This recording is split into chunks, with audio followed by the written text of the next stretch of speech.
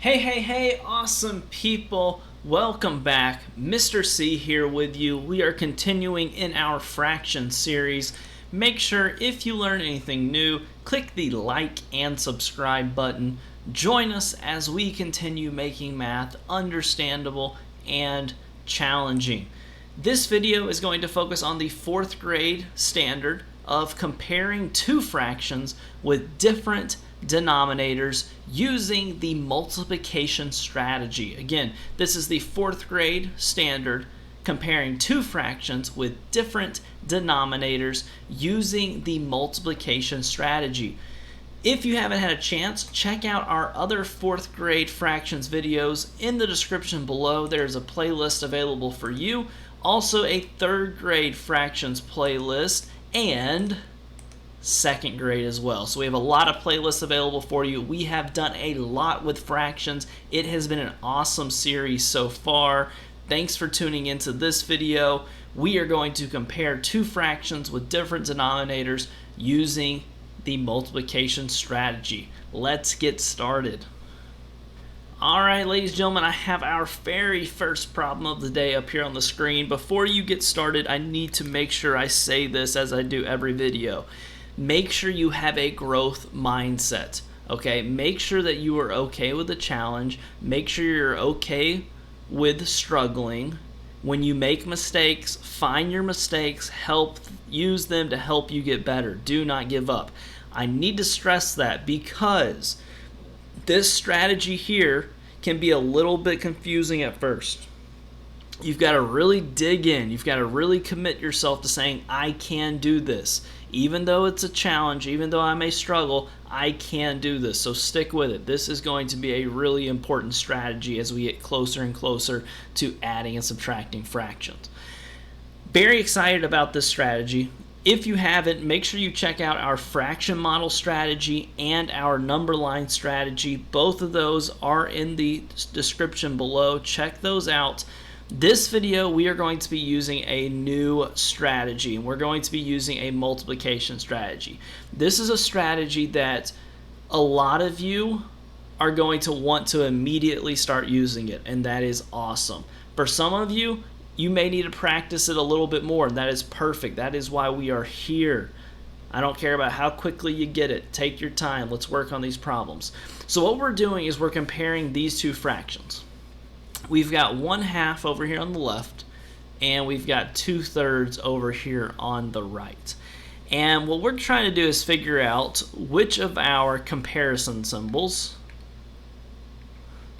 there they are, the less than, the equal, or the less than, the greater than, or the equal to symbol, which comparison symbol is going to go in the middle here? Well, to figure that out, there is a strategy that I'm going to show you. I just call it the multiplication strategy. And this strategy is really important because you're going to be using it a lot very soon when we start adding and subtracting fractions. So, first thing I want you to do is just take a look and see, what do you notice? All right, what do you notice? The first thing that I notice is that these fractions have different numerators and they have different denominators. And why that's important is because it's kind of hard for me to compare these fractions right now because these denominators are different numbers. So what we're going to do today is figure out, how do we make these denominators the same? How do we make these two denominators have the same number? And that's what our goal is going to be in this video. So this is what I want you to do. We've talked about this a little bit before, but what I want you to do is I want you to write down the two different denominators. Okay, so write them down. So one of the denominators is 2, and the other denominator is 3. Okay, so I've written down both my denominators, and what I want you to do is I just want you to skip count. All right, I want you to skip count by whatever number you see here. So I'm going to skip count by 2. So I'm just going to get started. I'm going to go 2, 4, 6, 8, 10, 12, And I usually stop about right there. I usually go about 5 or 6. You can do as many as you want, but I don't like to do a ton of them if I don't have to. I don't like doing a bunch of extra work. Let's do the same thing here for this 3. So we've got 3, 6, 9, 12, 15. I'm going to stop there. Okay? All right. So we wrote down both of our denominators, and we skip counted by them. Okay, right now we're trying to find a common denominator. All right, common means the same. Something they have in common, something that they have that's the same. So if we look at these numbers that we've written down here, do you see a number that is listed in both of these groups? When you look at these numbers, 2, 4, 6, 8, 10, 12, and 3, 6, 9, 12, 15, do you see a number that they have in common? Do you see a number they have in common? Do they both have a 2? No. Do they both have a 4? No. Do they both have a 6? Hey, I see 6 for both of them. Okay, that's good. Hold on for a second. Do both of them have an 8? Nope. Do both of them have a 9 or a 10? No. Do both of them have a 12? Yeah, they do. So look at this. I've got 12s, and I've got 6s. This is what I want you to do, though.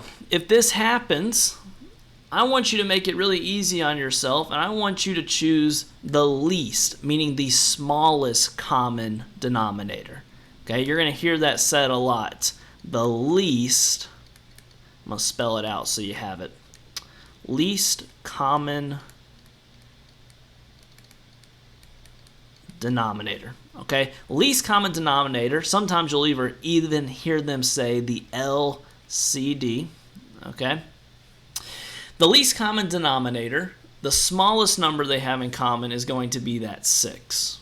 Okay, so that's the number that we're focusing on here, is these 6s. So what we're going to do is we are going to take our fraction here, both of our fractions, and we're going to use this new information. Okay, so watch this. I'm going to write the denominator of whatever the number we just circled. Okay, so I'm writing these denominators. Actually, let me rewrite this so it's a little bit easier to see. Here, give me a second. Let's rewrite this so it's easier to see. There we go. All right, so what we're doing here is, what number did we circle for the denominator 2 when we were skip counting? We circled 6. There we go. And for our fraction over here, for 3, we also circled 6. So notice, what we're trying to do is we're trying to make our fractions have equal denominators. If they have the same denominator, it's going to make it so much easier for us to compare. Okay, so much easier. So, how in the world did this 2 here become a 6? Now I know what you're thinking. Mr. C, I know. Well, I'm going to ask you, was it magic? Did magic make this 2 turn into a 6? Because no, it's not magic, okay? There's got to be a reason. Do you know the reason? Why did 2 turn into 6? How did that happen? Well, ladies and gentlemen, look over here. How many times did we skip count to get to 6? 1, 2, 3. 2 times what will give you 6? Well, 2 times 3 will give you 6. Would you agree with that? Is 2 times 3 6? Yes, it is. All right. If you've been watching some of our videos, then you're going to know something right here that's really important. If I multiply the denominator by 2, what do I need to do to the numerator? Excuse me, what did I multiply the denominator by? I multiplied the denominator by 3. What should I do to the numerator? Whatever you do to the denominator, you do the same thing to the numerator. Whatever you do to the bottom, you gotta do it to the top. So if we multiplied the denominator by 3, we need to multiply the numerator times 3. Well, what is 1 times 3? 1 times 3 equals 3. Okay. Take a look and see if that makes sense. If it doesn't, rewatch this part and stick with me because we're going to do the same thing over here. Okay? We're going to figure out how does this 3 become a 6. And again, it's not magic. You've got a cheat sheet over here if you need it. How many times did we skip count to get to 6? 1, 2, 3 times what gives you 6? Well, 3 times 2 equals 6. All right, you following me here? 3 times 2 equals 6. Now, if I multiply the denominator by 2, what do I do to the numerator? Whatever I do to the denominator, I do the same thing to the numerator. Whatever I do to the bottom, do it to the top. So I'm going to multiply the numerator by 2. What is 2 times 2? 4. All right, 4. So think for a second. Before we compare this and get our final answer, take a look and see if you understand how we got these fractions down here, how we did this. Some of you are probably thinking to yourself, I kind of know how to do this already. You're exactly right, you do. If you followed us with our equivalent fraction videos, we did the same thing. We did equivalent fractions, and we were multiplying them to do that. All right? We're just making this now to where we can compare them. We're just building on what you already know, so stick with it. So let's see if we can compare these two fractions. We've got our comparison symbols up here. Is 3/6 less than 4/6? Is 3/6 greater than 4/6? Or is 3/6 equal to 4/6? Which one is it, ladies and gentlemen? Less than. 3/6 is less than 4/6. But hold on. Hold on. You are not done. You are not done. Why are you not done? That's my question. Why are you not done? You're not done because this up here was your original question. This is what we wanted to know up here. We wanted to know of these two fractions, 1/2 and 2/3, we wanted to compare these two fractions. So take our information down here, all this work that you did, and let's plug it in up here. Is 1/2 less than 2/3? Is 1/2 greater than 2/3? Or is 1/2 equal to 2/3? Well, ladies and gentlemen, we already figured it out. We already did all the work. What we did was we made our denominators the same. It is easy to compare fractions if your denominators are the same, like they are here with 3/6 and 4/6. It's a lot harder when they're different. When our denominators are 2 and 3, they're not the same. It's harder to compare them. That is why we can create equivalent fractions. These blue fractions are equivalent. 1/2 is the same thing as 3/6. 2/3 is the same thing as 4/6. If we create fractions, equivalent fractions that have the same denominators, it makes it easy peasy to be able to compare them. That is why we did all this work. Okay? Slow yourself down. Where did you make a mistake? What doesn't make sense? Rewatch it if you need to. Stick with it. Let's try another problem. All right, new one on the screen here for you. We've got two fractions. We've got 3/4 and we've got 2/6, and we want to compare these two fractions. So feel free to pause it, give it a shot on your own. First thing I want you to do is just look at this problem and see what you notice. First thing I notice is that the numerators are different and the denominators are different. That's just what I notice. So if the denominators are different, it's going to be a little bit more of a challenge for me to compare them. Right now, I could probably picture these in my brain and figure out which one is greater. I could do that. But if I wanted to double check what I'm thinking in my brain, I can prove it on paper. Okay, I can prove it on the screen, and that's what I want us to do here. I want us to prove whatever you think the answer is going to be, okay? So first thing I want you to do is I want you to write down the two denominators. So write them both down. We've got 4, and we've got, what's the other one? 6. Okay, these are our two denominators. And what we're going to do is we're going to try to find the least common denominator, the smallest number that they have in common. So to do that, we need to skip count. Okay. And again, I just skip count by a couple of them, mainly because I could keep going forever and ever and ever and ever and ever, but I don't really want to have to do a bunch of extra work for no reason. Okay. Now for 6, let's skip count by 6. We've got 6, 12, 18, 24, and we can keep going. So take a look at the numbers that we've skip counted by here.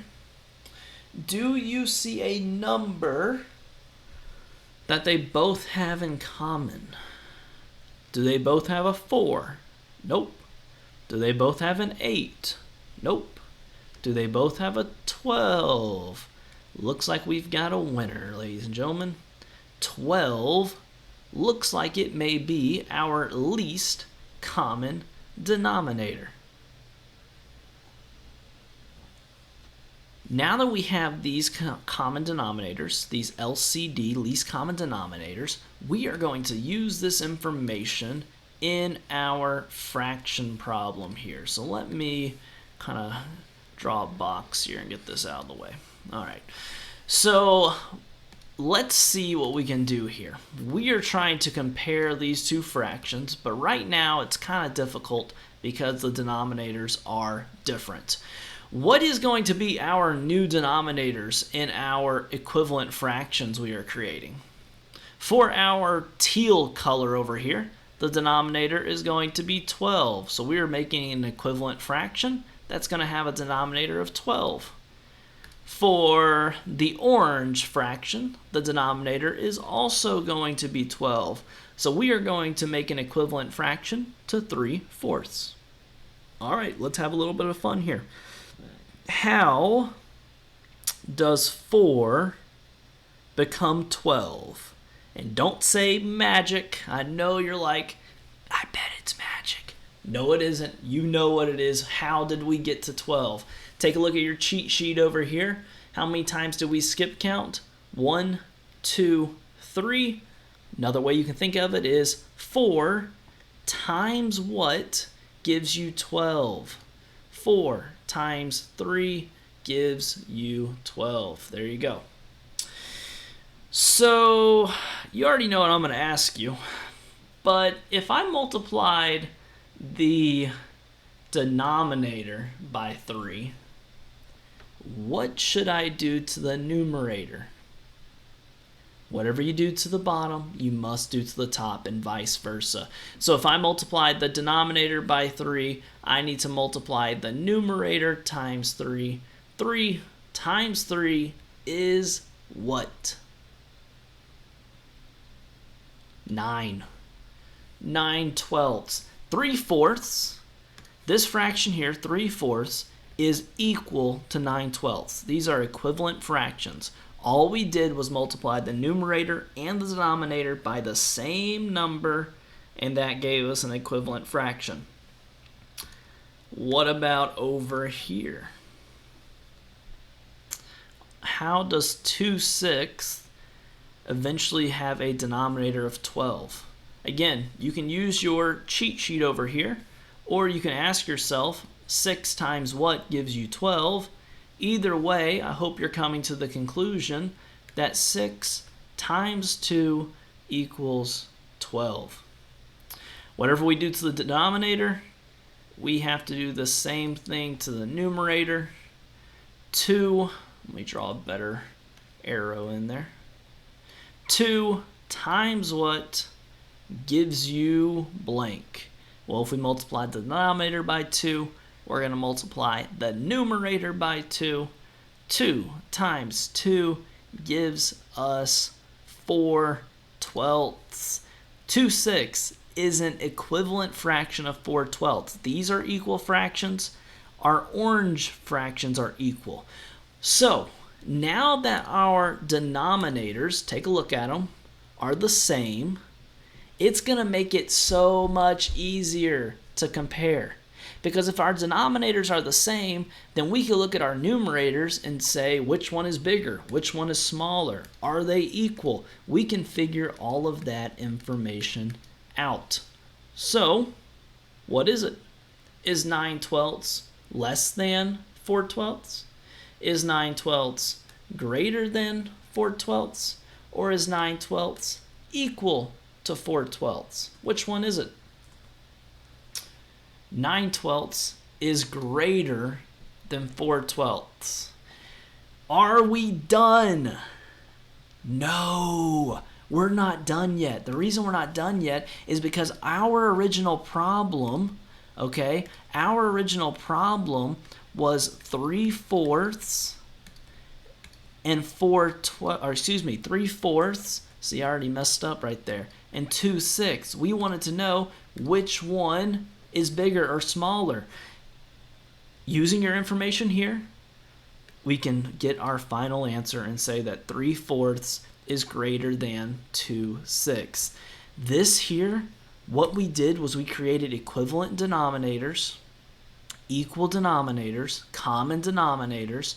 We did this by creating equivalent fractions. We took a fraction, we multiplied it to make an equivalent fraction. We did that for both of them. And then once the denominators are the same, it is easy peasy. Because all you got to do is look at the numerators. Is 9 bigger than 4? Yes, it is. Okay? Where are you making your mistake? Where are you confused? What doesn't quite make sense? Don't give up. Rewatch this problem if you need to. With all that being said, a lot of information was given here to you today. Make sure you practice some of these on your own. Try some. Stick with it. Check out our practice problems video in the link below.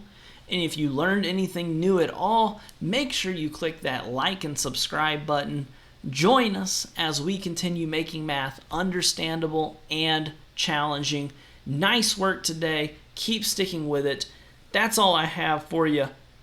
Mr. C, out.